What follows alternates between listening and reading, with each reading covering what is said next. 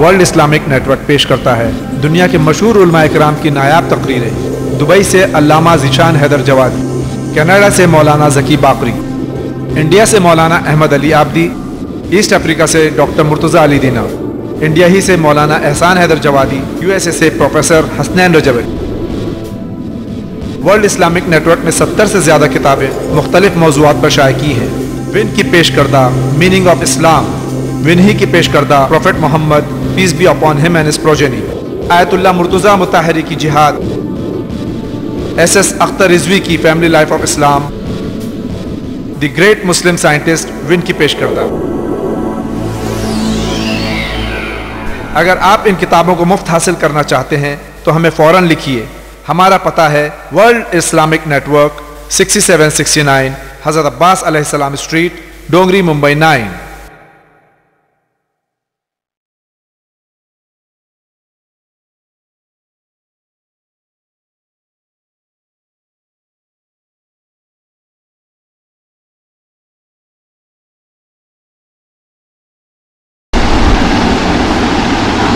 آنسوؤں میں ہے داستاں کوئی،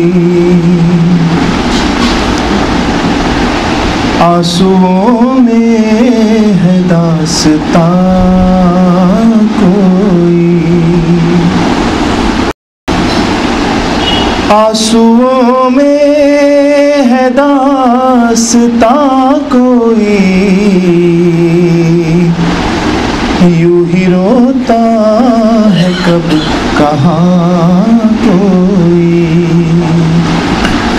یوں ہی روتا ہے کب کہاں کوئی،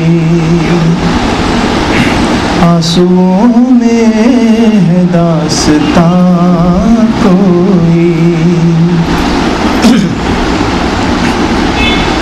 جب بھی ننھی کلی نظر آئی، جب بھی ننھی کلی نظر آئی، یاد آیا ہے بے زبان کوئی، یاد آیا ہے بے زبان کوئی، آنسوؤں میں ہے داستاں کوئی۔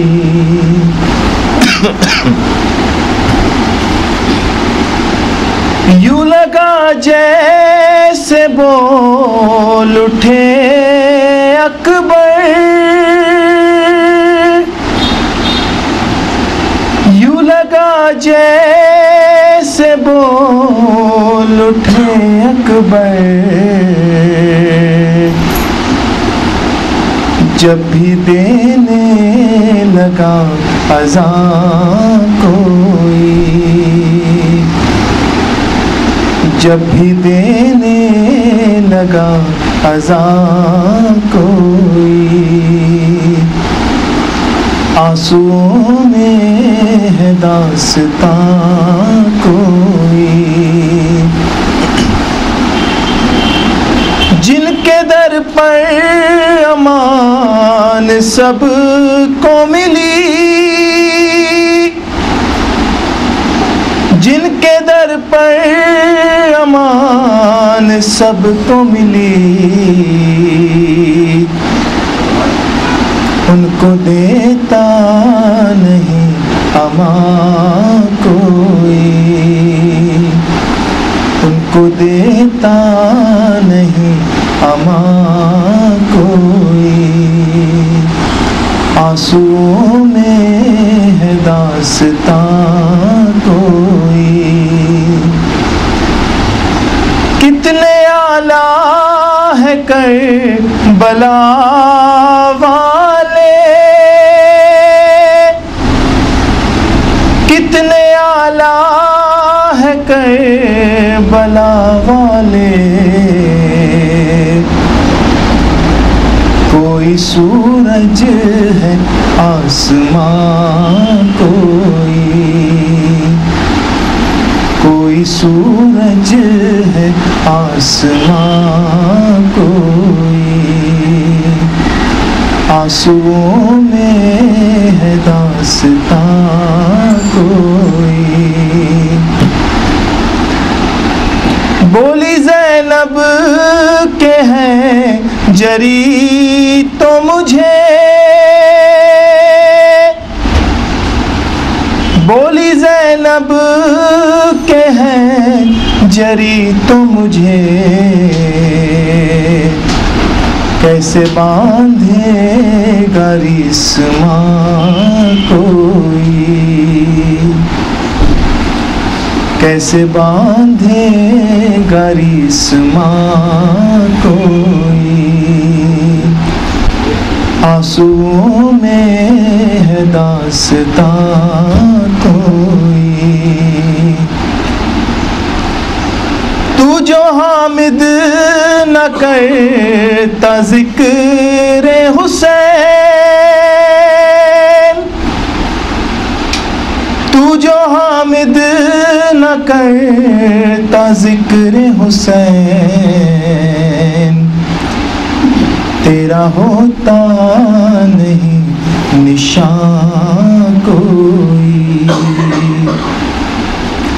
تیرا ہوتا نہیں نشان کوئی،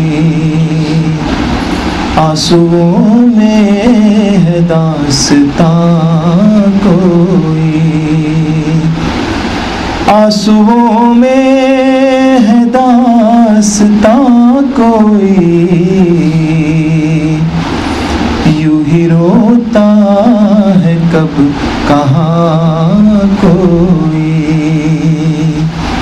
آنسوؤں میں ہے داستان کوئی۔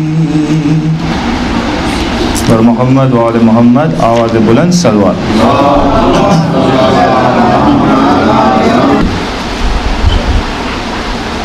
مومن وہی ہے جس کو ہے عادت نماز کی، مومن وہی ہے جس کو ہے عادت نماز کی، جنت میں کھینچ لائے گی چاہت نماز کی۔ مومن وہی ہے جس کو ہے عادت نماز کی، الفت جہاں میں ہے جس کو آل رسول سے، الفت جہاں میں ہے جس کو آل رسول سے، لازم ہے سمجھے اس نماز کی، میدان کربلا میں شہ مشرقین میں، میدان کربلا میں شہ مشرقین میں، دکھلائی زیر تیغ فضیلت نماز کی، پہلو سے تیر نکلا نہ احساس تک ہوا، حیدر کی شان ہے یا قرابت نماز کی، مومن وہی ہے جس کو ہے عادت نماز کی، اے بے نمازی دیکھنا میدان حشر میں، اے بے نمازی دیکھنا میدان حشر میں، محسوس ہوگی تجھ کو ضرورت نماز کی، عابد نے پایا سید سجاد کا لقب، غم جس قدر ہے اتنی ہے کثرت نماز کی، مومن وہی ہے جس کو ہے عادت نماز کی. صلوات محمد.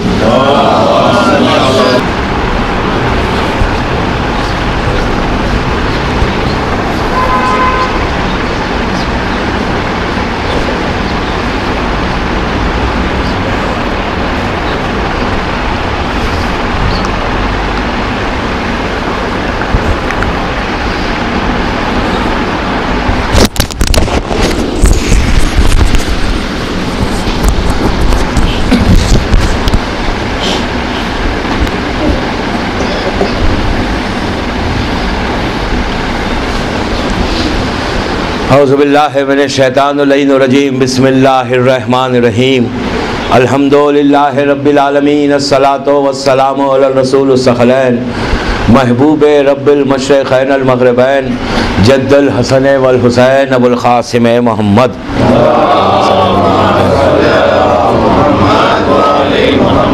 وعلی اہل بیتہ الطیبین الطاہرین المعصومین المظلومین. بسم اللہ الرحمن الرحیم. ان الدین عند اللہ الاسلام. صلوات پڑھے محمد.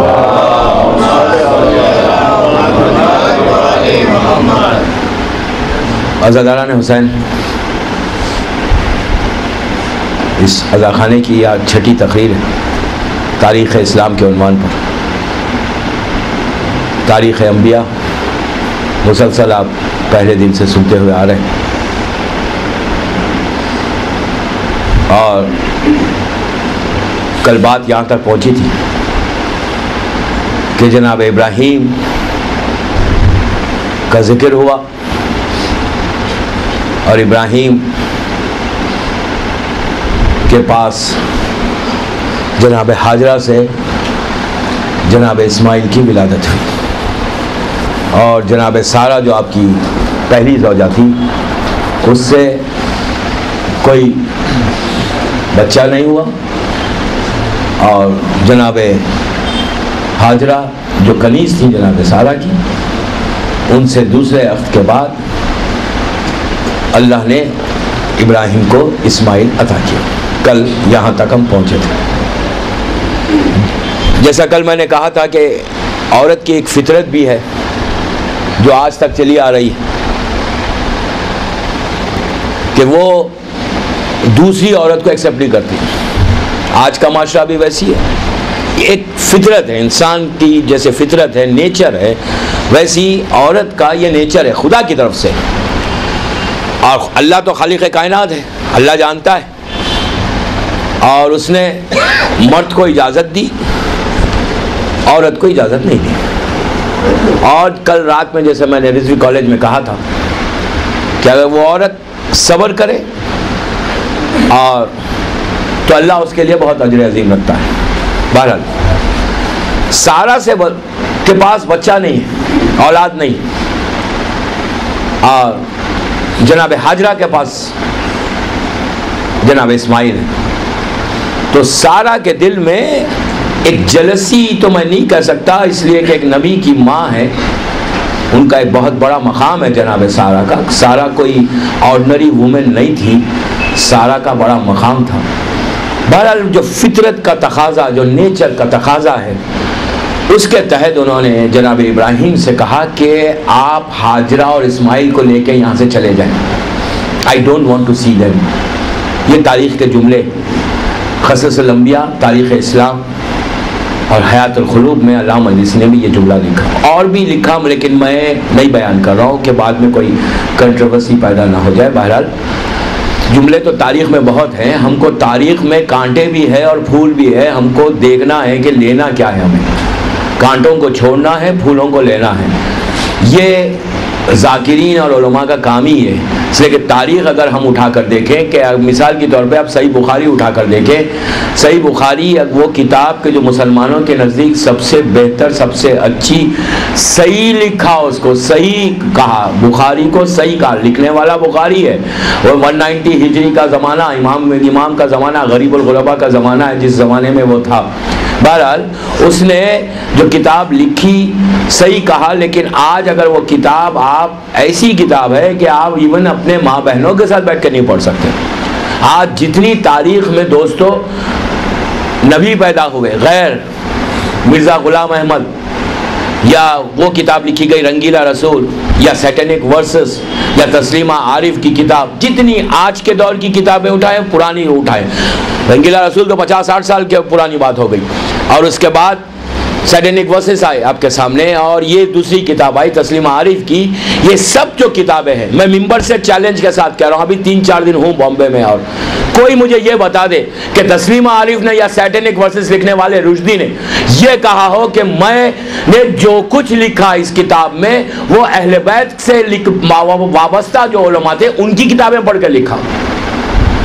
ہمارے علماء کی تاریخ، ہمارے علماء کی کتابیں سے کوئی شخص نہ کوئی سیٹینک ورسز لکھ سکتا نہ رنگیلا رسول لکھ سکتا.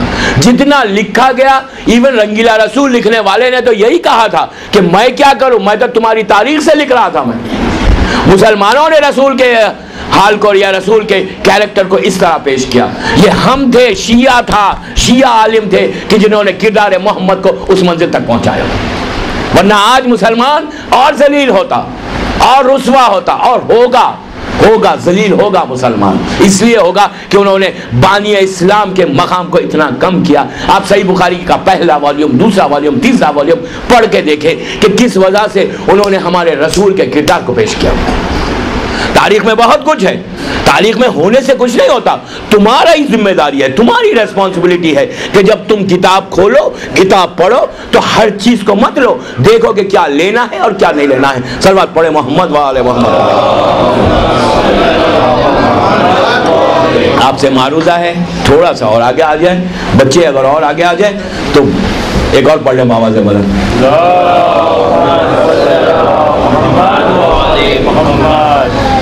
باواز بلند صلوات پڑھ لیں.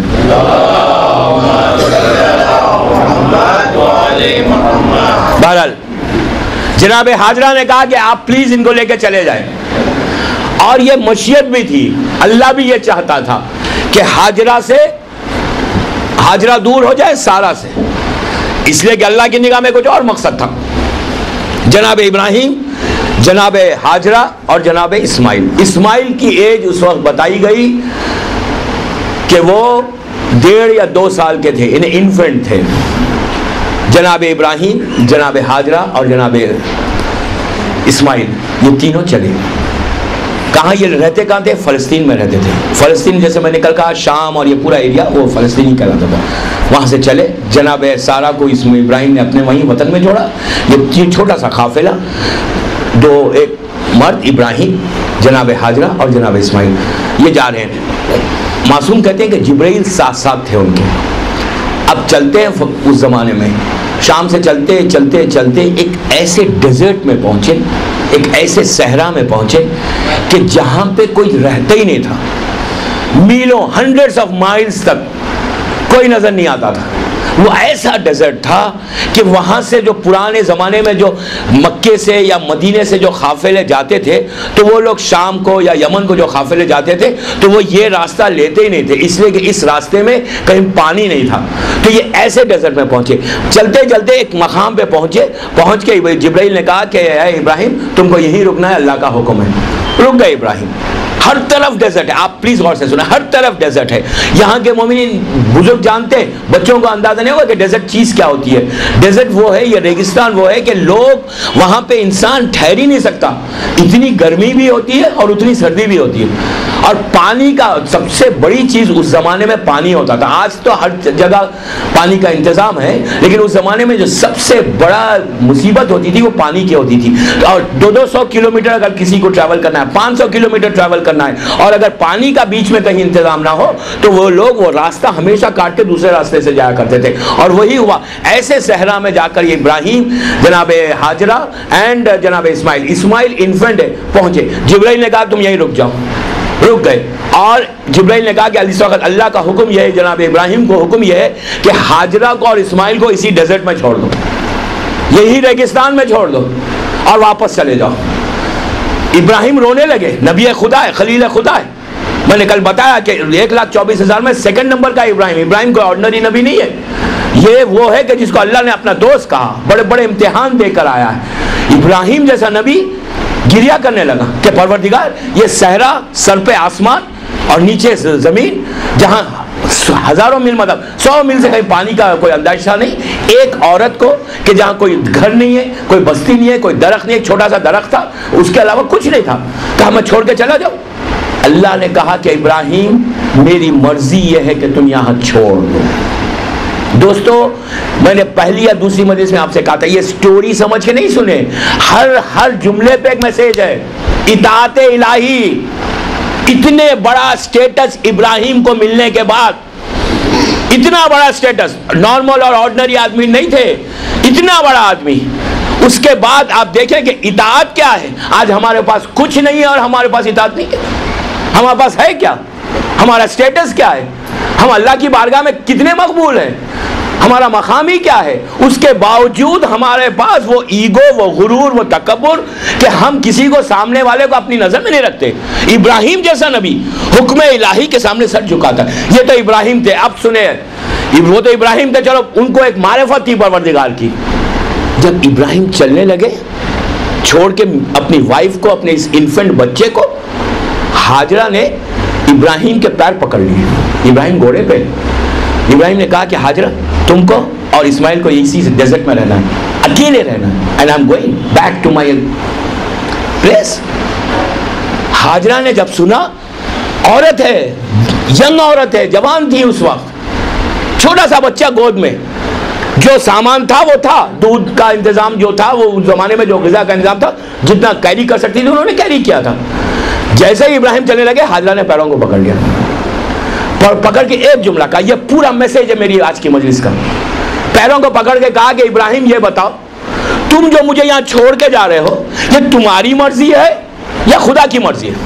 آپ دیکھیں کہ کیا خاتون تھی ہاجرہ, تمہاری مرضی ہے یا خدا کی مرضی ہے؟ تو ہاجرہ نے کہا, ابراہیم نے کہا نہیں میری مرضی نہیں ہے, یہ خدا کی مرضی ہے. آپ سوچیں کہ ہاجرہ ایک آرڈنری لیڈی, وہ وومن ہے, یہ معصوم تو نہیں ہے, ابراہیم جیسے معصوم نبی ہے. جیسے ہی سنا کہ خدا کی مرضی ہے, فوراً سجدے میں گر گئی کہ اگر خدا مجھے یہاں رکھنا چاہتا ہے تو میں یہیں رہ کے بتاؤں گی. سمجھ رہے ہیں آپ کہ کتنا بڑا مقام ہے ہاجرہ کا؟ کیا یقین ہے اللہ کی ذات پہ. اس لیے کہ ہاجرہ کو یہ یقین ہے کہ وہ میرا خالق ہے. اگر وہ یہ چاہتا ہے, اس کی یہ مرضی ہے کہ میں اس صحرا میں زندگی گزاروں, اکیلے زندگی گزاروں, تو زندگی گزارنے کے سامان کو اب وہی مہیا کرے گا, وہی ارینج کرے گا. اتنا بھروسہ, اتنا یقین پیدا کرو ذات الہی میں کہ اس کے بعد تم اس مقام تک پہنچو. اور ایک چیز یاد رکھیں, حل جزاء الاحسان الا الاحسان ہے.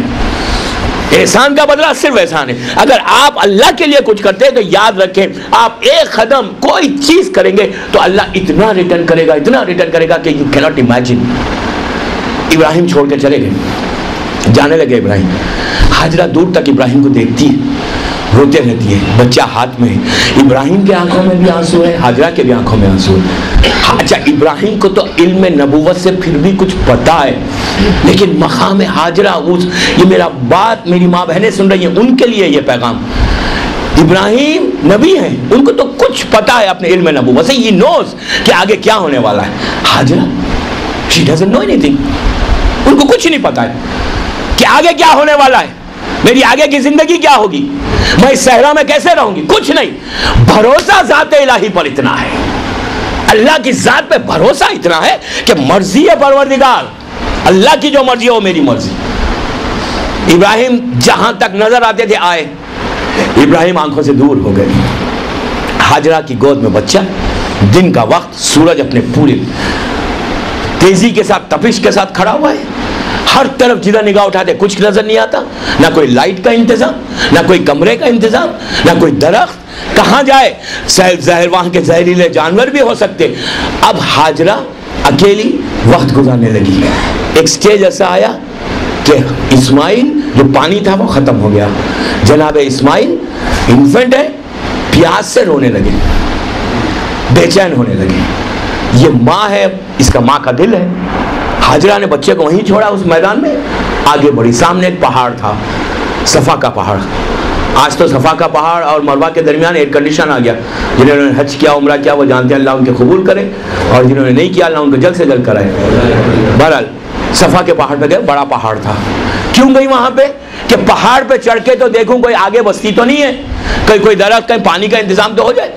صفا پہ گئی, کچھ نظر نہیں آیا, صرف صحرا نظر آ رہا, ڈیزرٹ نظر آ رہا ہے. صفا سے اتری, اتر کے سامنے دور سے مروہ کا پہاڑ دکھ رہا تھا. آگے بڑھی, آگے بڑھ کے پلٹی, بچے کی محبت یاد آئی, پلٹی. جیسے ہی پلٹی تو دیکھا کہ اسماعیل گریا کر رہے, رو رہے ہیں, تو وہاں بھاگنا شروع کیا. پھر اسماعیل نظر نہیں آئے تو پھر آہستہ چلنے لگی. مروہ کے پہاڑ پہ گئی, مروہ کے پہاڑ پہ جا کے پلٹ کر دیکھا کوئی بستی تو نہیں ہے, کچھ نظر نہیں آیا. پھر واپس آئی. ماں کی تڑپ, ماں کی بے چینی, آپ دیکھیں اس میں یقین اور کرب, ماں کا محبت کیا ہے. پھر واپس آئیں, پھر واپس جب آئیں تو پھر اس مقام پہ پہنچی کہ جہاں سے اسماعیل نظر آ رہے تھے. پھر وہاں سے دوڑا پیاس کے لیے کہ میں جلدی کچھ کروں. پھر صفا پہ گئی, پھر نظر نہیں آیا, پھر واپس مروہ. اسی طرح جب 7واں چکر مروہ پہ پہنچی, 7واں چکر مروہ پہ جب پہنچی تو ان کے کانوں میں کوئی آواز آئی. یہ سمجھی کہ صحرا کے کوئی جانور, تاریخ میں کہ شیر کی آواز کی طرح آ رہی تھا, انہیں بڑی ایک آواز آنے لگی. تو یہ شاید سمجھی کہ شاید کوئی ڈیزرٹ میں کوئی جانور آ گیا ہے جس سے میرا بچے کو وہ نقصان پہنچائے گا. پھر وہ اتر کے بھاگنا شروع کیا. اب جو بھاگنا شروع کیا اس اسپاٹ پہ رائٹ پہ پلٹ کر دیکھا کہ اسماعیل جس پیر سے اپنے اس کو رینگ رہے ہیں وہاں پہ پانی نکل رہا ہے. وہ بھاگتی ہوئی آئیں, فوراً سجدہ شکر ادا کیا. پہلا یقین, پہلی دعا قبول ہوئی. اب بھروسہ اور بڑھ گیا کہ اب میرے پروردگار نے یہ معجزہ کر دیا. جب پانی نکلنے لگا تو ہاجرہ نے پہلے پانی چکھا, پانی میٹھا پایا. اس کے بعد فوراً بچے کو پانی پلایا, پانی پلایا اور کیا کیا, وہ پانی کو جو چشمہ نکل رہا تھا اس پانی کو آگے کر کے بند کر دیا انہوں نے. مطلب ایک راؤنڈ اس کو کھینچا مٹی سے, اس کو روک دیا. اللہ کا رسول ارشاد فرماتا ہے کہ اگر ہاجرہ, رسالت مآب کی حدیث ہے کہ اگر ہاجرہ اس وقت وہ پانی کو نہیں روکتی تو پوری دنیا آب زمزم سے سیراب ہوتی, پوری دنیا. رسول کہتے ہیں کہ اگر اس وقت ہماری ہاجرہ, ہماری دادی ہاجرہ پانی کو اس طرح نہیں روکتی, پوری دنیا اللہ کے اس پانی سے سیراب ہوتی. صلوات پڑھے محمد وعلہ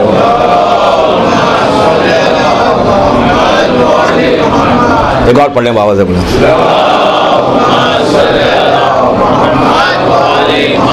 آپ دیکھیں کہ ہاجرہ کتنی پاک اور پاکیزہ بی بی ہے کہ ان کا واقعہ ہے ہمارے رسول سے 26 سال 2600 ایئرز پہلے کا. جناب ابراہیم اور ہمارے رسالت مآب کا جو پیریڈ ہے وہ 2630 یا 35 ایئرز کا پیریڈ ہے. یہ گیپ ہے پورا. انہیں لگ بھگ 2600 سال وہ گزر گئے, یہ 1400 برس, تو کتنا لگ بھگ 4000 سال ہو گئے. 4000 ایئرز, اپروکسیمیٹلی 4000 ایئرز ہو گئے. 4000 ایئرز پہلے ہاجرہ نے ایک اکیلے پہاڑ کے درمیان دوڑا تھا. اللہ نے اتنے خلوص کے ساتھ دوڑا کہ آج ہر مسلمان پر واجب ہے, اس وقت تک حج ہوتا نہ عمرہ ہوتا, کہا کیا گیا کہ اسی طرح دوڑو جیسی میری کنیز ہاجرہ دوڑی تھی. یہ نہیں ہے کہ آپ بڑے آرام کے ساتھ چلیں, نہیں. ایون جو ویل چیئر پہ جاتے ہیں نا وہاں پہ عمرے پہ حج پہ صحیح کرنے کے لیے, تو وہ جو گرین سپاٹ آتا ہے وہاں ایون ویل چیئر کو جو کیری کرتے ہیں, جو پش کرتے ہیں, وہ بھی دوڑتے ہیں. اس لیے کہ یہ رکن میں سے یہ طریقہ ہے عمرے اور حج کا کہ صحیح کرنا ہے. تو ایسا نہیں کہ آپ بڑے آرام کے ساتھ جائیں گے, نو. اس سپاٹ پہ پہنچے تو اسی انداز سے چلو جیسے میری کنیز چلی تھی. آپ دیکھیں کہ اگر انسان خلوص کے ساتھ کوئی عمل کرتا ہے تو اللہ کہاں تک پہنچاتا ہے. کہاں تک پہنچایا ہاجرہ کو کہ ہاجرہ کے عمل کو آج اسلام کا واجب رکن کر دیا.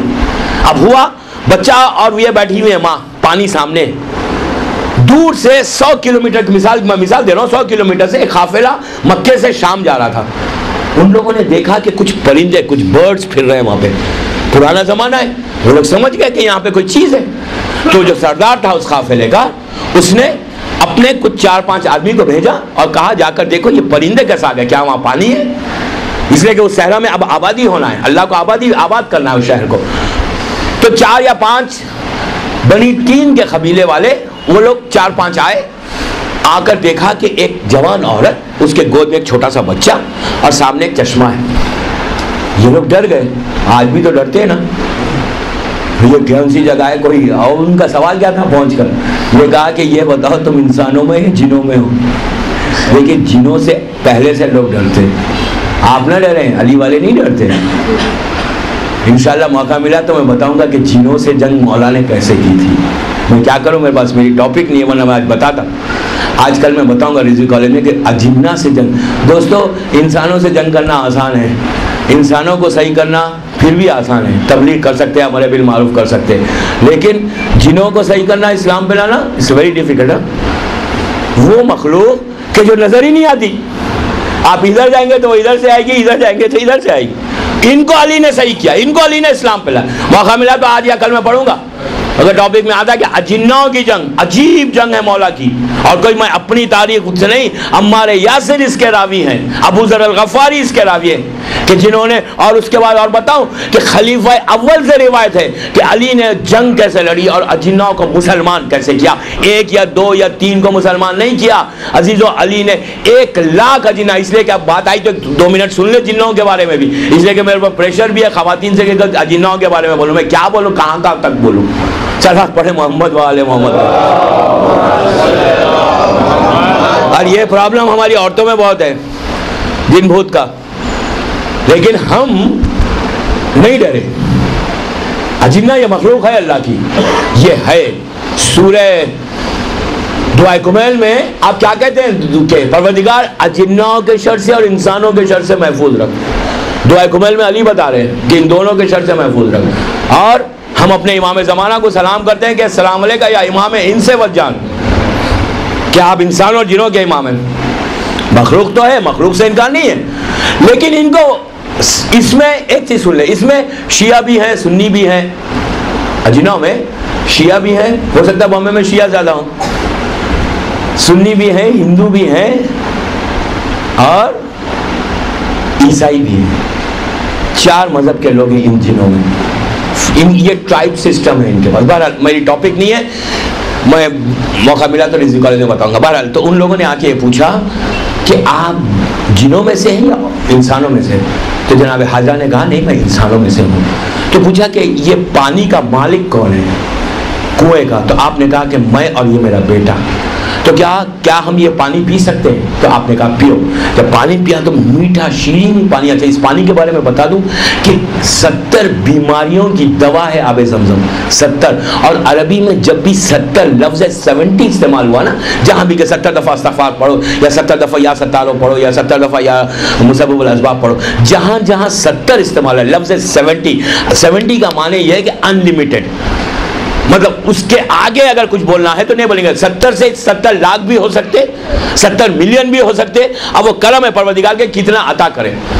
تو اس نے کہا کہ میں ہوں اور یہ میرا بچہ ہے اس کا مالک. پانی پیا تو کہا کہ پانی میں 70 برکتیں ہیں، 70 بیماریاں دور ہو سکتی اور تمہیں شفا ہو سکتی. بہرحال پانی پی کے یہ لوگ گئے اپنے قبیلے والوں کے پاس، سردار سے جا کے کہا کہ بہت میٹھا پانی ہے اور اس طرح ایک عورت ایک بچہ ہے، اس کا یہ مالک، وہ لوگ یہ کنویں کے مالک ہیں. تو یہ پورا قافلہ وہاں پہنچتا بن دین کا پہنچتا ہے اور جناب حاجہ سے کہتا ہے کہ پانی پینے کے بعد کہ کیا ہم یہاں پہ اپنی بستی بسائیں؟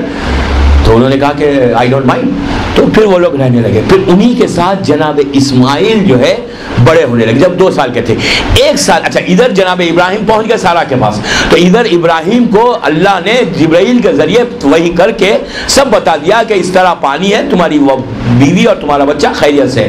وہاں پہ جناب حاجرہ اور جناب اسماعیل زندگی گزار رہے ہیں. ابراہیم کو پتا چلا. اب 1 سال کے بعد جناب ابراہیم آئے یہاں پر، آئے اور اپنی وائف سے ملاقات کرتے جناب حاجرہ سے. جناب اسماعیل کو دیکھ کے خوش ہوتے، واپس جاتے.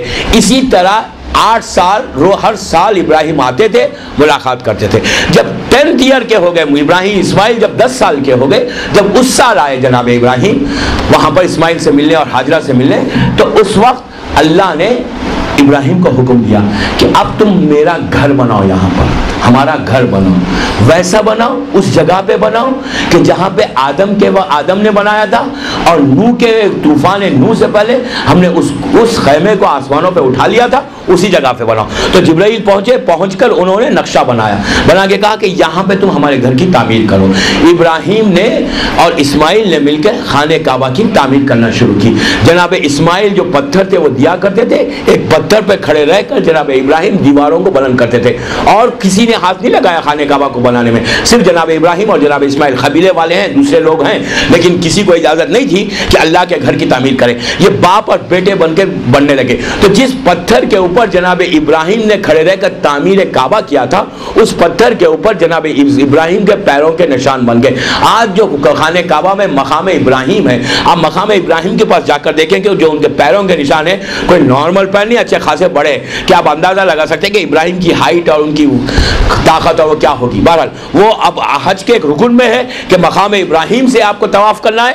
اگر وہاں سے موقع نہیں ملتا تو پیچھے سے جائے اور مقام ابراہیم کی بہرحال زیارت کرنا ہے. وہ انہوں نے مل کر خانہ کعبہ کی تعمیر کی. جب خانہ کعبہ کی تعمیر ہو گئی تو اللہ نے حکم دیا کہ ابراہیم اس پہ دروازہ بھی لگا دو. جیسے ہی دروازہ لگا تو جناب حاجرہ نے کیا کیا کہ ان کی جو چادر تھی لا کر اس پہ پردہ لگا دیا. اللہ کے گھر میں پردہ لگایا اس کے دروازے کے اوپر. جب یہ تیار ہو گیا تو اب اس کے بعد پروردگار نے کہا کہ ابراہیم تم اب لوگوں کو بلاؤ, حج کے لیے لوگوں کو بلاؤ. تو ابراہیم نے کہا اللہ, اس وقت جناب ابراہیم کا سن 90 ایئرس کا اوپر ہو گیا تھا. کہا کہ پروردگار میری آواز کون سنے گا؟ تو آپ نے کہا کہ اللہ نے کہا کہ تم پکارو چاروں طرف, ایسٹ ویسٹ نارتھ ساؤتھ میں آواز دو, حج کے لیے آواز دو. آواز کا پہنچانا ہمارا کام ہے. ابراہیم نے جو طاقت تھی اس طاقت سے حج کی دعوت دی. آواز اس وقت تک جو نون ورلڈ تھی, جہاں جہاں انسان بستے تھے وہاں تک آواز تو پہنچی, سب نے سنا.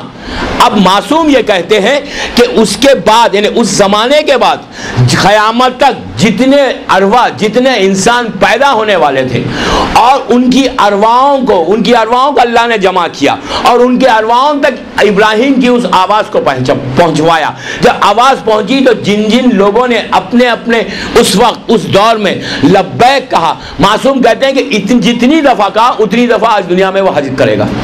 سمجھ رہے آپ, جتنی دفعہ ہم نے جو اس وقت کہا تھا, اگر کسی نے 10 دفعہ کہا ہے تو 10 دفعہ کرے گا, کسی نے 1 دفعہ کہا ہے تو 1 دفعہ کہے گا. تو اس طرح ابراہیم نے چاروں طرف پہنچ کر آواز دی اور لوگوں تک آواز پہنچی. جب یہ خانہ کعبہ بن گیا تو اب اللہ نے حکم دیا کہ ابراہیم تم اب حج کرو. تمام حج کے طریقہ جبرائیل نے آ کے ابراہیم کو بتایا. انہوں نے چکر لگائے, 7 صفا اور مروہ پہ گئے, مقام عرفہ میں گزارا, مزدلفہ گئے, مزدلفہ سے جب مینا میں پہنچے رہے, دن کے وقت عبادت کی, رات کے وقت سو گئے. جیسی سوئے خواب میں دیکھا کہ وہ اپنے بیٹے اسماعیل کو ذبح کر رہے ہیں.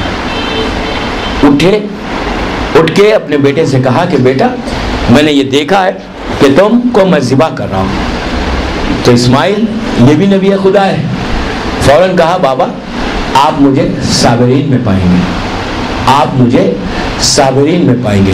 عزیزو, صبر کب کیا جاتا ہے؟ صبر انسان کب کرتا ہے؟ پلیز غور سے سنیں. صبر کب کرتا ہے انسان؟ مصیبت پہ نا, خوشی پہ تو صبر نہیں کرتا نا. کبھی خوشی پہ آپ نہیں سنیں گے کسی سے کہ میں آپ مجھے صابرین میں پائیں گے. صبر انسان اس وقت کرتا ہے جب اس پر مصیبت آتی ہے. کتنا فرق ہے نبی میں اور امام میں. نبی خدا کہہ رہا ہے دوسرے نبی سے, باپ بیٹے سے کہہ رہا ہے کہ بیٹا میں تمہیں ذبح کروں گا اس لیے کہ میں نے خواب میں دیکھا ہے. اسماعیل نے کہا آپ عمل کیجئے, میں تیار ہوں, آپ مجھے صابرین میں پائیں گے. صبر مصیبت پہ ہے. وہ علی تھا کہ جب رسول نے کہا کہ یا علی میرے بستر پہ سو جاؤ اس لیے کہ تمہارے سونے سے میری جان بچے گی, آج رات بھر کافر اور مشرک تلوار لے کر ٹھہریں گے. عزیزو, علی کا کوئی تاریخ سے جملہ نہیں ملتا کہ علی نے یہ کہا کہ یا رسول اللہ آپ میں سو جاؤں گا, میری جان جائے گی, میں اس مصیبت پہ صبر کروں گا, بلکہ یہ کہا میں شکر کروں گا. موت کو وہاں نعمت سمجھ رہے تھے یا موت کو مصیبت سمجھ رہے تھے؟ سمجھ رہے؟ یہ فرق ہے نبی میں اور امام میں. وہ اسماعیل تھا, یہ علی ہے کہ جو فخر اسماعیل ہے, وہ فخر اسماعیل تھا. اس نے علی نے کہا کہ میں شکر ادا کرتا ہوں کہ میں آپ کے لیے آپ کے جان کے بدلے میں سوؤں گا, اگر موت آئے گی تو مجھے آئے گی, میں اس مصیبت میرے لیے مصیبت نہیں ہے بلکہ نعمت ہے. مولا کائنات نعمت سمجھ لیتے اور اسماعیل سے مصیبت سمجھ کے کہنے لگے کہ بابا آپ اس پہ عمل کیجئے, میں صبر کروں گا. اور یہی ہوا جب گھر سے چلنے لگے, آپ کا سنا ہوا واقعہ, لیکن بچوں کے لیے کہ جب گھر سے چلنے لگے تو ابراہیم نے کیا کیا, ایک رسی لی, ایک کپڑا لیا, رسی لی اور کپڑا لیا, ایک چھری لی, اور ہاجرہ سے کہا کہ میں دوست سے ملاقات کرنے جا رہا ہوں, اسماعیل کو دوست سے ملاقات کراؤں گا. آپ نے دیکھا نبی خدا جھوٹ نہیں بول سکتا، جھوٹ بولے گا عصمت چلی جائے گی. ہم نہیں سوچ سکتے کہ کسی نبی نے جھوٹ بولا. پھر میں یہاں روک کے ایک بات کہوں کہ ہماری تاریخ ہے، ہماری کتابوں میں یہ ہے کہ نبی جھوٹ نہیں بولتا، نبی صاحب عصمت ہے، نبی پاک اور پاکیزہ ہے، نبی سے غلطی نہیں ہوتی. یہ آپ کی تاریخ ہے، معصومین کی تاریخ ہے، اور تمام مسلمانوں کی تاریخ یہ ہے کہ نبی جھوٹ بھی بولتا ہے، نبی نے سے غلطی بھی ہو سکتی ہے. آپ نے جناب آدم کے واقعے میں مجھ سے خود سنا کہ تاریخ کتنی بدلی ہوئی ہے. یہی تو کہہ رہا ہوں کہ وہ تاریخ کو لو، وہ ہسٹری کو لو کہ جو تمہارے نبی کی عصمت کو باقی رکھے. عصمت نبوت ختم ہو جائے تو پھر نبی نہیں رہتا، نبی نہیں رہتا. جھوٹ نہیں بول سکتے تھے. کہا دوست سے ملاقات کرنے جا رہا ہوں. دوست کون ہے؟ کس سے ملاقات کرنے جا رہے تھے؟ ابراہیم خلیل اللہ ہے، ابراہیم اللہ کے دوست ہیں. یہی تو بات ہوئی تھی جب ملک الموت ابراہیم کے قریب آیا تھا، اور آیا تو ابراہیم نے پوچھا کیوں آئے ہو؟ تو ملک الموت نے کہا میں آپ کی روح لینے آیا ہوں. تو ابراہیم نے کہا کہیں دوست کو بھی موت آتی ہے؟ میں تو اللہ کا دوست ہوں، آئی ایم فرینڈ، مجھے کیسے موت ہے؟ ہاتھوں کو اٹھا کے کہا پروردگار میں تو تیرا دوست ہوں، میں خلیل ہوں،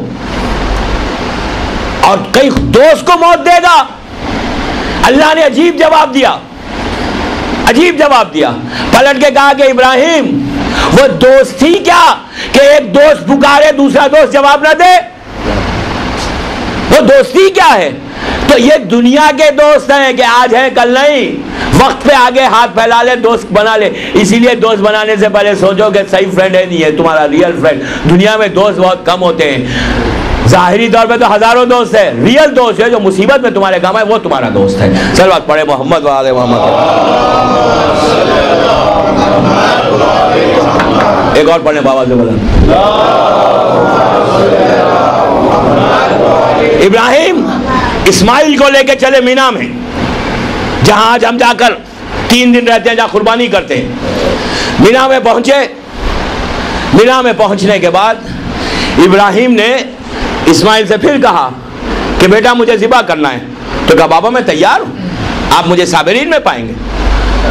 ابراہیم نے اسماعیل کو لٹا دیا. دوستو سننا از ویری ایزی. ایک ہی بیٹا ہے، 90 سال کی ایج میں پہنچ گئے ہیں اور کوئی اولاد نہیں ہے. اولاد کا امتحان بہت بڑا امتحان ہے. آج سننا سٹوری کے تحت آپ کو کوئی وہ نہیں آئے گا، میسیج لیتے ہوئے سنیں، فکر کرتے ہوئے سنیں کہ امتحان جب اگر عام پہ تھوڑا سا امتحان پڑ جائے تو ہم تو رونے لگتے ہیں کہ پروردگار تو نے یہ سب مصیبت میرے لیے رکھی ہے، دوسرے کو تو کتنا عطا کر رہا ہے. یہاں سب دینے کے بعد اللہ کا حکم ہے کہ ذبح کرو. اسماعیل کی تیاری دیکھیں، 12 سال کا سن ہے، کیا محبت ہے. ابراہیم نے آنکھوں پہ پٹی باندھی، اسماعیل کے پیروں کو رسی سے باندھ دیا کہ کہیں میں اس کا تڑپنا نہ دیکھوں، باپ کا دل ہے. آنکھوں پہ پٹی ڈالی، اسماعیل کو لٹایا، لٹا کے چھری پھیری. چھری جب پھیرنے لگے تو ہاتھ کانپنے لگے، رک گئی چھری. پھر کوشش کی، پھر ہاتھ کانپنے لگے. تیسری مرتبہ گھٹنوں کو ٹیکا، آستین کو الٹا، زور لگا کے ذبح کی طرح انہوں نے کاٹنا شروع کیا.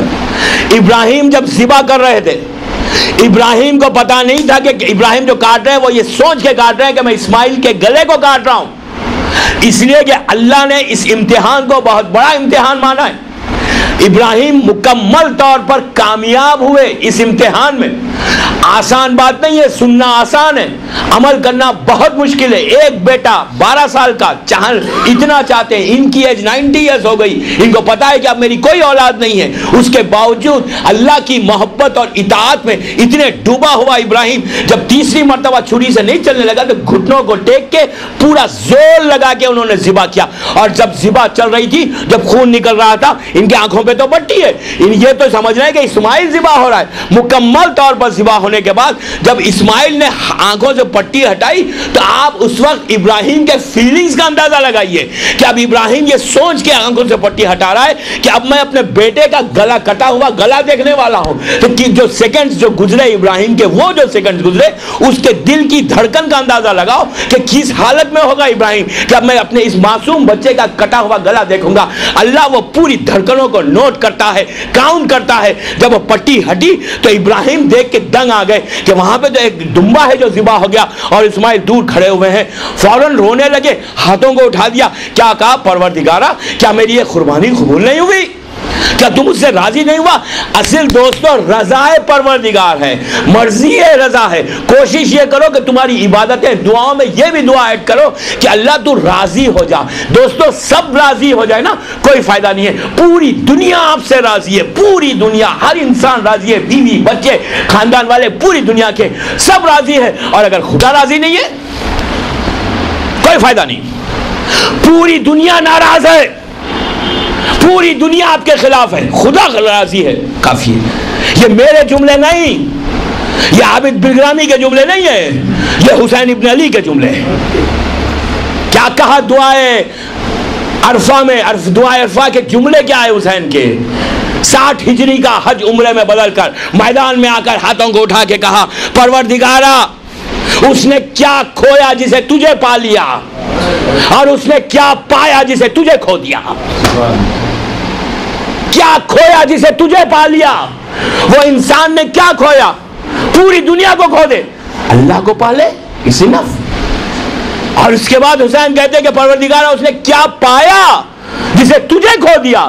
پوری دنیا ہمارے قدموں میں ہو, پوری دنیا ہمارے سامنے. شداد کا واقعہ یاد کرو, نون ورلڈ سجدہ کر رہی ہے, اللہ راضی نہیں ہے. تو حسین نے یہی تو کہا پوری دنیا مل جائے اور تو نہ ملے, کچھ نہیں ملا.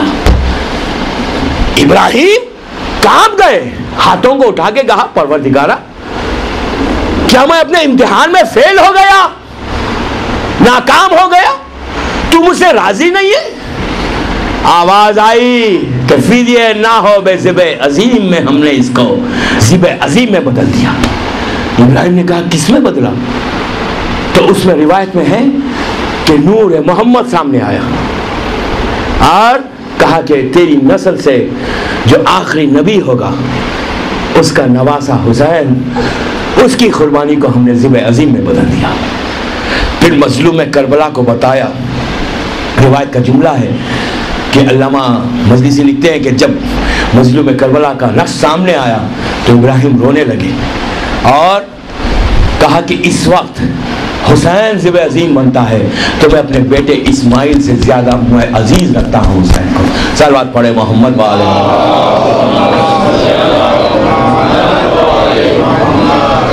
اتنی آہستہ صلوات پڑھیں گے تو ملائکہ بھی نہیں سنیں گے.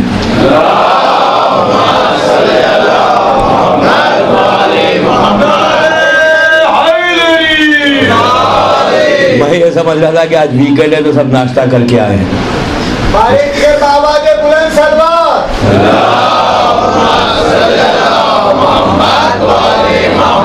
وقت گزرا, اسماعیل, اچھا جب یہ واقعہ ہو رہا تھا تو شیطان, مسٹر شیطان جو تھے نا, ان کو تو موقع ملا تھا, وہ فوراً ابراہیم کے پاس آئے اور آگے کہنے لگے تم یہ کیا کرے, تم ضعیف ہو گئے ہو, کیا کر رہے ہو, بیٹے کو ذبح کرو. کہ ابراہیم نے تو بڑھا دیا. اسماعیل کے پاس پہنچے, اسماعیل سے کہا کہ تمہارا باپ بوڑھا ہو گیا ہے, یہ تمہیں ذبح کر رہا ہے, تم کہہ دو کہ میں نہیں ہوتا ذبح. اسماعیل نے میں پڑھا دیا. میں یہاں ایک بات روک کے کہوں کہ ابراہیم اور اسماعیل دونوں نبی ہیں. انہوں نے اگر ریجیکٹ کیا, شیطان کو دور کیا, تو بات پھر بھی سمجھ میں آتی ہے کہ نبی خدا ہے. اس لیے کہ ہمارا عقیدہ یہ ہے کہ اسماعیل پیدا نبی ہوا تھا, ابراہیم پیدا نبی ہوئے, اعلان رسالت بعد میں کیا, فائن, نبی پہلے پیدا. کمال دیکھو ہاجرہ کا, ہاجرہ کوئی خاندان نبوت کی نہیں ہے, لیکن آپ دیکھیں کہ کیا بیوی تھی وہ کہ ہاجرہ کے پاس پہنچا اور پہنچ کے کہنے لگا کہ تم ایک نبی کی بیوی ہو, تمہیں پتا ہے تمہارا اب شوہر, تمہارا ایک ہی بیٹا ہے, اسے ذبح کرنے گیا ہے, تو حاجرہ نے پلٹ کے کہا کہ نہیں ہو سکتا، اس لیے کہ میرا شوہر ابراہیم اسماعیل کو بہت چاہتے ہیں۔ تو کہا جو چھری لے کے گئے وہ ذبح کرنے لے کے گئے، بہتر یہ ہے کہ تم گھر سے باہر نکلو اور جا کے روک لو۔ جیسے اس نے کہا گھر سے باہر نکلوں، پلٹ کے کہا تو مجھے شیطان معلوم ہوتا ہے کہ ایک نبی کی بیوی کو باہر نکالنا ہے۔ دوستو حاجرہ اس نبی کی بیوی سے بہتر نہیں ہے۔ بیدار ہو کے سنیں، بیدار ہو کے سنیں، پلیز پلیز آنکھوں کو کھول کے سنیں میں کیا کہہ رہا ہوں۔ کیا کہا؟ حاجرہ کم درجے کا نبی کی بیوی ہے، وہ بہتر نہیں ہے اس بیوی سے کہ جو ایک اس کے خلاف میدان میں آئی اور کس پہ بیٹھ کے آئی؟ اونٹ پہ۔ تو میرے جملے نہیں ہیں عابد بالگرامی کے، مولا کا جملہ ہے کہ جس اونٹ پہ بیٹھ کر آئی تھی تو علی نے جمل میں کہا تھا کہ یہ اونٹ نہیں ہے، یہ شیطان ہے، اس کے پیر کاٹ دو۔ سمجھے؟ ہم کسی کے رشتہ داری پرسنالٹی کی عزت نہیں کرتے۔ یہ نہیں کہ خاندان ان سے اٹیچ ہو گئے، اٹیچ ہونے سے کیا ہوتا؟ کیا ہوتا ہے اٹیچ ہونے سے؟ کچھ نہیں ہوتا۔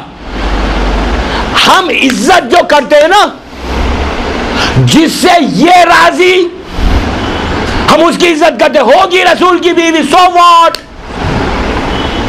ہوگی۔ یہ دیکھو تمہارا رسول اس سے راضی ہے، نبی راضی ہے، خدا راضی ہے، نبی راضی ہے، خدا راضی ہے، تو ہمارے سر کے اوپر۔ اگر رسول ہی راضی نہیں ہے تو رشتے جوڑنے سے کچھ نہیں ہوتا۔ اللہ کی بارگاہ میں عمل کام آئے گا، عمل۔ صلوات پڑھے محمد وآل محمد پر۔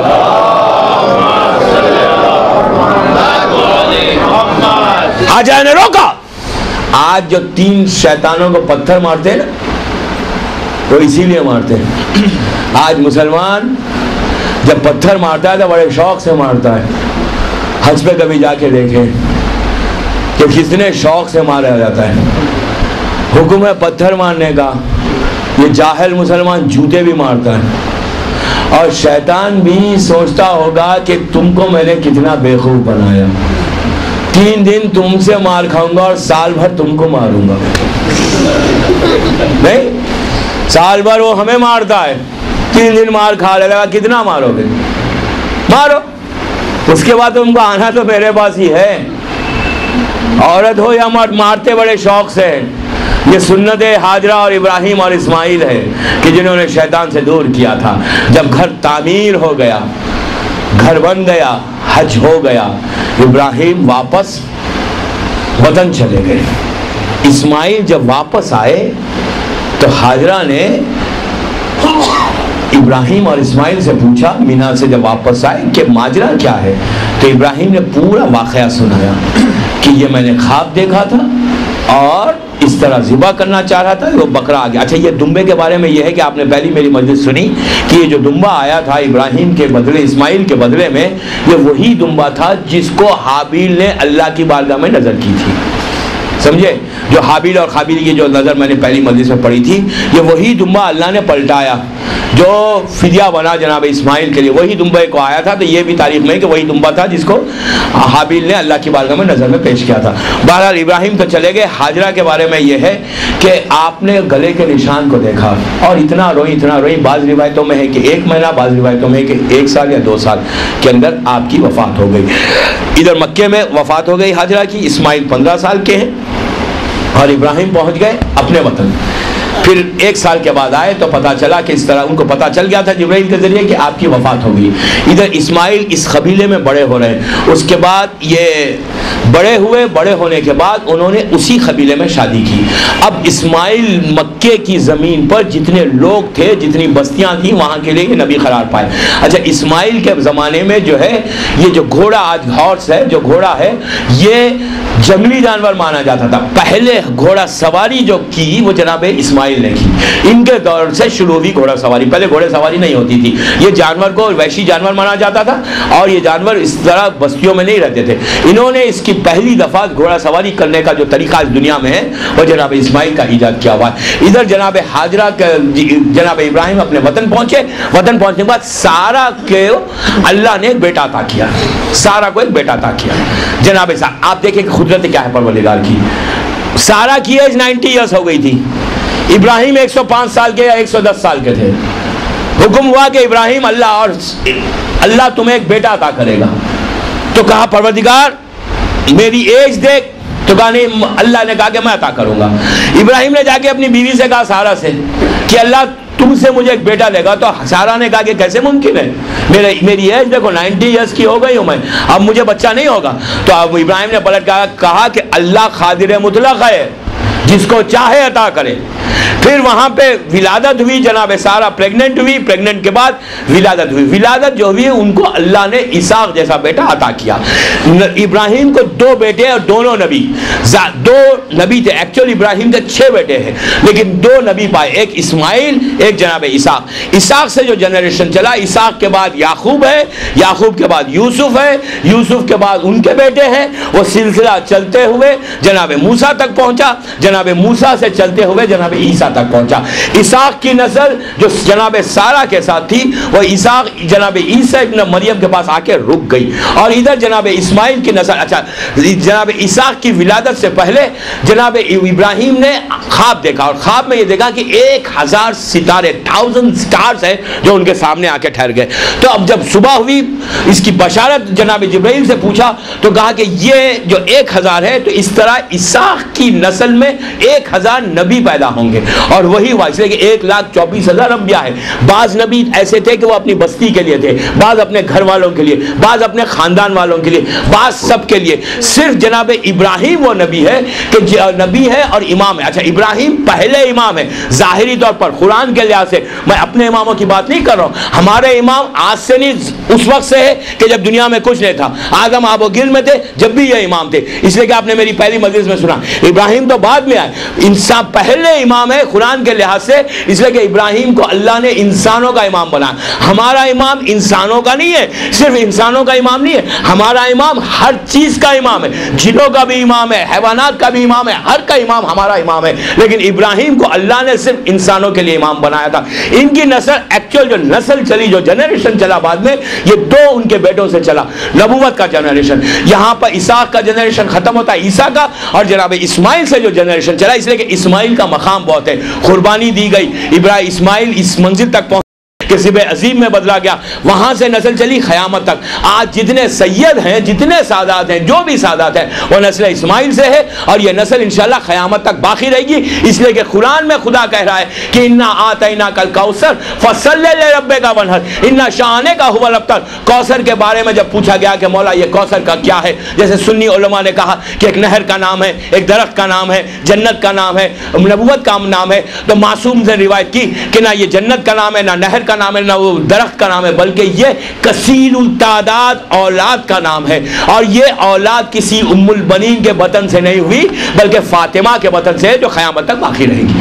صلوات پڑھے محمد وآل محمد.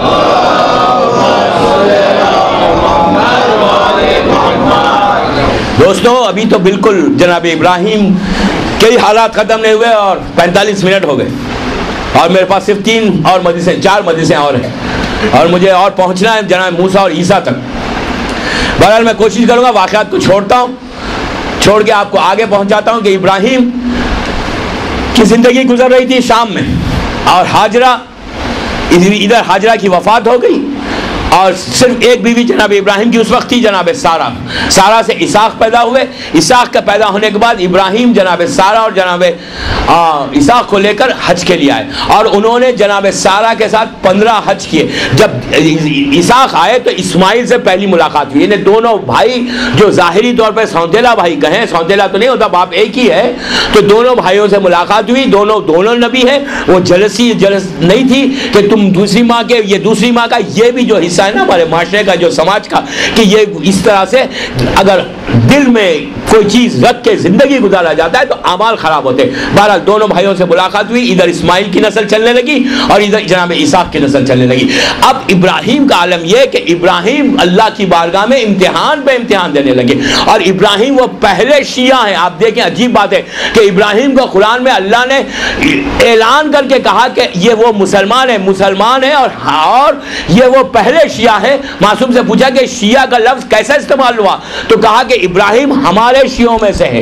انہیں شیعہ نے مولا کائنات کی طرف جب اشارہ کیا تو کہا کہ تم اکیلے شیعہ نہیں ہو، یہ قرآن کہہ رہا ہے، اور ابراہیم بھی علی کا شیعہ ہے۔ ابراہیم وہ پہلے شیعہ، اور ابراہیم کے بارے میں یہ کہ عبادت کثرت سے کرتے تھے، اتنی عبادت کرتے تھے۔ اچھا ابراہیم کے زمانے، ابراہیم کے بارے میں ہے کہ سجدہ بہت کرتے تھے، ہر کام پہ سجدہ کرتے تھے۔ سجدہ کرنا یہ عظیم ترین عبادت، اور جب وہ سفر پہ جاتے تھے تو سوغات سفر جنہیں تحفے جو گفٹ ہے وہ لے کے ضرور جایا کرتے تھے، یہ بھی سنت ابراہیم ہے۔ اور ایک بات بتاؤ ابراہیم کے زمانے میں کیا تھا، ابراہیم سے پہلے کتنا اچھا تھا دیکھیں آپ، اور ابراہیم کے زمانے سے یہ بات عجیب شروع ہو گئی کہ ابراہیم کی جب ایج بڑھتی گئی نا تو ان کے بال سفید ہونے لگے، تو انہوں نے کہا پروردگار یہ کیا ہو گیا، یہ بال سفید کیسے، مجھے ہوا کیا، پہلے کوئی سفید ہی نہیں ہوتا تھا، ہر آدمی یک لگتا تھا، خجاب لگانے کی ضرورت ہی نہیں پڑتی، سفیدی آنے لگی تو کہا کہ اللہ نے کہا کہ ابراہیم یہ بزرگی کی علامت ہے، سن رسیداؤں کی علامت ہے، شکر کرو۔ تو پہلی مرتبہ جو بال سفید ہونے لگے نا، یعنی جناب نوح کو 3000 سال لیکن بالکل پرفیکٹ جوان لگتے تھے، بالی سفید، دانت ٹوٹتے تھے پہلے، نہ بال سفید ہوتے تھے۔ یہ سلسلہ بھی ابراہیم سے شروع ہوا، اور ابراہیم کے بعد جب سفیدی تعلیم ہوئی تو کہا پروردگار یہ کیا ہو گیا، تو کہا یہ بزرگی کی علامت ہے۔ تو ابراہیم عبادت کرتے ہوئے صحرا میں چلے گئے، جا کر انہوں نے عبادت کرنا شروع کی، دیکھا کہ سامنے ایک شخص ہے اور وہ عبادت کر رہا ہے، بڑی کثرت سے عبادت کر رہا ہے۔ ابراہیم اس کے قریب گئے، جا کے کہنے لگے کہ تو اتنی اچھی نماز پڑھتا ہے، اتنی اچھی عبادت کرتا ہے، میں چاہتا ہوں کہ میں تجھ سے دوستی کر لوں۔ ابراہیم نے کہا، اللہ اس نے کہا کہ دوستی کر لیں۔ ابراہیم نے کہا لیکن تم مجھے اپنا گھر بتا دے، تو کہاں رہتا ہے، کہ کم از کم جب بھی مجھے خواہش پیدا ہو میں تیرے پاس آؤں۔ اس نے کہا آپ میرے گھر نہیں آ سکتے۔ ابراہیم نے کہا کیوں نہیں آ سکتے، تو کہا میں ایک ایسے مقام پہ رہتا ہوں کہ جی بیچ میں دریا ہے اور وہاں بوٹ سسٹم نہیں ہے ٹرانسپورٹیشن کا، کشتیاں نہیں چلتی۔ تو ابراہیم نے کہا تم کیسے جاتے ہو، کہا میں پانی پہ عبور کر کے چلا جاتا ہوں۔ تو ابراہیم نے کہا کہ شاید میں بھی جاؤں۔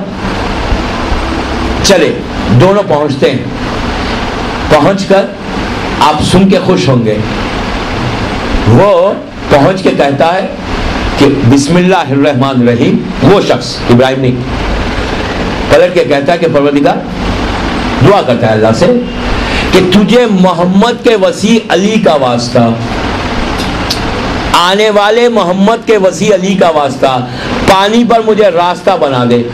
تو وہ اسی انداز سے جاتا ہے جیسے پتھر پہ جا رہے ہیں۔ عزیزو یہ کوئی سٹوری نہیں ہے کہ میں یوں بتاؤں آپ سن کے خوش ہوئیں کہ پانی پہ کیسا چلے جا رہے ہیں، یہ لاجک کی بات نہیں ہے، نہیں۔ آج سید مرتضیٰ کا آپ نے نام سنا، ان کے حالات شاید آئیں مجلسوں میں آگے۔ سید مرتضیٰ کون تھے؟ سید رضی کے بڑے بھائی، نہج البلاغہ کے جو رائٹر ہیں سید مرتضیٰ رضی، ان کے بڑے بھائی سید مرتضیٰ، ان کو مولا نے علم الہدا کا خطاب دیا تھا، ہدایت کا علم کس نے دیا؟ علی نے دیا۔ یہ وہ ہیں کہ جو شہزادی کونین نے شیخ مفید کے خواب میں آ کے کہا تھا کہ میرے بچوں کو تعلیم دو، یہ سید مرتضیٰ۔ سید مرتضیٰ کے زمانے کا میں آپ سے بتاؤں کہ کیا ہستی تھی، وہ تو نبی خدا کا زمانہ، آج کے زمانے کی بات کروں، یہ رسول کے صحابیوں میں سے سید مرتضیٰ کوئی نارمل یا آرڈنری انسان نہیں تھا۔ میں موقع ملا تو ان کے حالات اور سید رضی کے حالات اور شیخ مفید کے حالات آج یا کل میں وہاں بتاؤں گا کہ ان کا کنٹریبیوشن کیا ہے کہ جس کی وجہ سے آج دین بچا۔ سید مرتضیٰ اس ہستی کا نام ہے کہ علی جیسی شخصیت کہہ رہا ہے کہ علم الہدا ہے، اور یہ شیخ مفید کے شاگرد تھے۔ ان کے یہ بصرے بغداد میں تعلیم دیتے تھے، ان کا مدرسہ تھا۔ تو روز ایک اسٹوڈنٹ جو ہے بغداد سے دجلہ کو کراس کر کے آتا تھا، دجلہ جو ریور ہے، پرانا زمانہ، یہ 400 ہجری کا واقعہ ہے، 400 ہجری ان کا پیریڈ ہے، اور تو وہاں سے آتا تھا تو دجلہ کو اس کو کراس کرنا پڑتا تھا۔ روز وہ اسٹوڈنٹ ان کے مدرسے میں آتا ہے، لیٹ آتا ہے۔ انہوں نے پوچھا کہ تو لیٹ کیوں آتا ہے، مدرسہ 8 بجے شروع ہوتا ہے تو 9 بجے آتا ہے مثال کے طور پہ۔ اس نے کہا کہ جو موڈ آف ٹرانسپورٹیشن ہے وہ بوٹ ہے، آپ کو پتا ہے میں دجلہ کے وہ سائڈ پہ رہتا ہوں، لیکن جو ٹرانسپورٹیشن شروع ہوتا ہے، کشتیاں شروع ہوتی ہے وہ یہ ٹائم سے شروع ہوتی ہے جس کی وجہ سے میں لیٹ ہو جاتا ہوں. تو سید مرتضیٰ نے کیا کیا؟ سید مرتضیٰ نے کہا اچھا ادھر میں تجھے ایک دعا دیتا ہوں, اس کو کھول کے نہیں پڑھنا, تو اس کو ہاتھ میں رکھنا اور پانی کے پاس پہنچنا, پانی تیرے لیے راستہ ہو جائے گا. عزیزو یہ کوئی فیری اور ڈیلی سٹوریز نہیں سنا رہا ہوں, یہ ایسی حقیقت ہے کہ آپ کو سوچ کے آج کے, میں تو کہتا ہوں سید مرتضیٰ سید العزیز یا جناب ابراہیم کا زمانہ بہت بڑے کا ہے. آج کے دور میں 1428 ہجری میں اگر شیعہ اس منزل تک پہنچے نا, آج اس کے لیے پانی راستہ بن جائے. سید مرتضیٰ نے اس کو ایک دعا دی, وہ ہاتھ میں لیا, اس امام نے انہوں نے کہا کہ اسے کھول کے نہیں دیکھنا,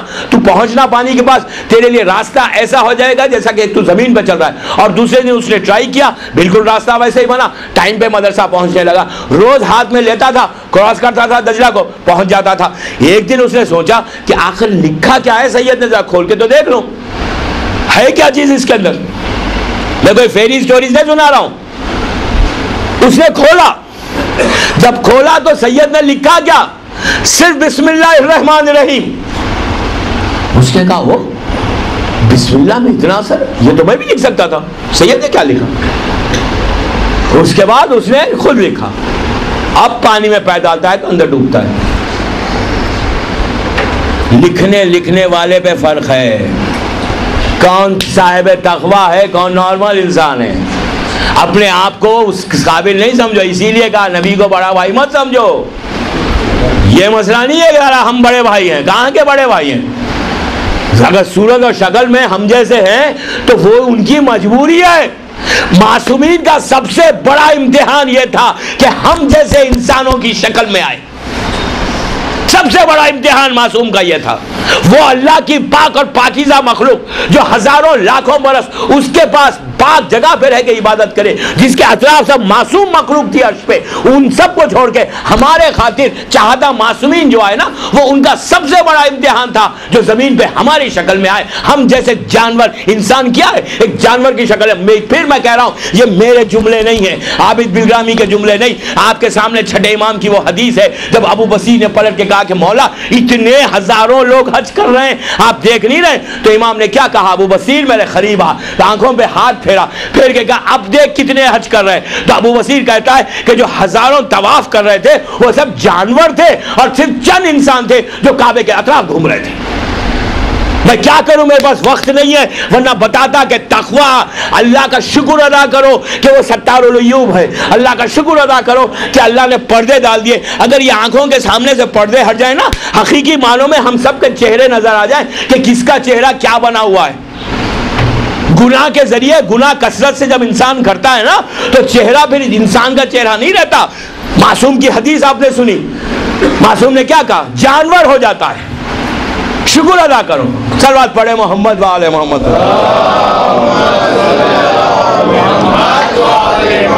ایک اور پڑھ لیں بآواز بلند.